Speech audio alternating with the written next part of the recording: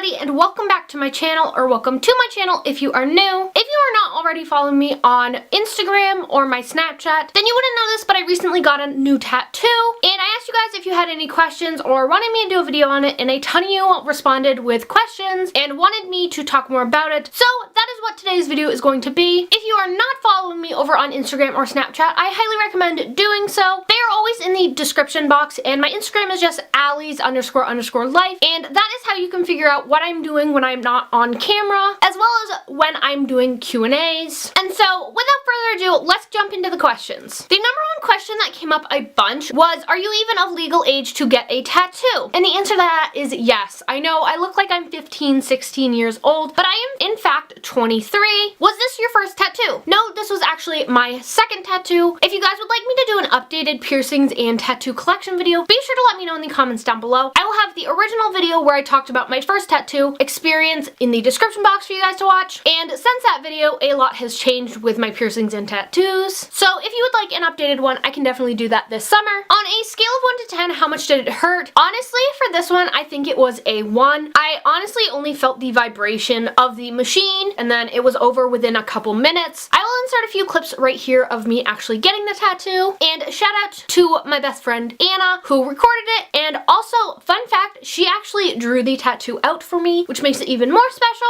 What is the meaning behind your tattoo? And in relation to her drawing it, the next question I got a bunch was, what is the meaning behind your tattoo? And so for those of you who don't know, there is something called ProjectSemicolon, and basically the semicolon represents a sentence the author could have easily ended but chose not to, and the sentence represents your life, and the dragonfly just represents loved ones and living in general. And so basically the semicolon represents mental health and suicide awareness, and it's definitely something that is personal to me that I'm not going to go fully into, but it is most definitely a meaningful tattoo to me. Will your tattoo affect your future career plans? No, it won't in any way, shape, or form. When I'm wearing a set of scrubs, the tattoo is 100% covered, and even still, when I wear my hair down or even in a ponytail, it is very hard to see, and most shirts are high enough that they cover it as well. Do you want any more tattoos? The answer to that is most definitely. It took me almost an entire year to get my second tattoo because it was kind of a horrific experience getting my first one because it is on my side and stomach, which is one of the most painful spots to get it. But now that I've gotten this one on my neck/back, I definitely want to get more on my back, and I definitely have a ton planned. Do you have any regrets regarding either of your tattoos? The answer to that is no. I never once have had a thought of why did I get this, or I hate it, or anything like that. What did you use to clean your tattoo for the first few weeks? And I just used something called tattoo glue, and I got it in a kit from Walmart. You can also use any unscented soap. What did you use to moisturize it? And I just used A&D cream, which is something that they recommend. They also recommend using Aquaphor. I personally like the A&D cream and the thickness of it a lot better than the Aquaphor. How long did it take to heal? I am about a week and a half out, and it is 100% completely healed, and I honestly only think it took a couple days for this one to heal because it is on the smaller side and it isn't very intricate or anything. And then the last question I'm going to be answering is, did you go to a different shop than the first tattoo you got as well as your nose piercing? And the answer to that is no. This time, however, it wasn't a horrific experience like with my nose piercing or my first tattoo. If you guys haven't heard my nose piercing horror story, I will leave it down below for you guys. And I actually ended up getting the same tattoo artist who did my original tattoo and messed up on it. But like I did say, she did go back in and try and fix it. I mean, it's not 100%, but it definitely looks better than it did. So those are all the questions I will be answering today. If you guys like this video and would like to see an updated piercings and tattoo collection video, make sure to let me know in the comments down below. While you guys are down there, be sure to hit that subscribe button. I upload 1 to 2 new videos a week and would love it if you'd become part of the Allie Packer Squad. I hope you guys like this video, and I'll see you guys next time. Bye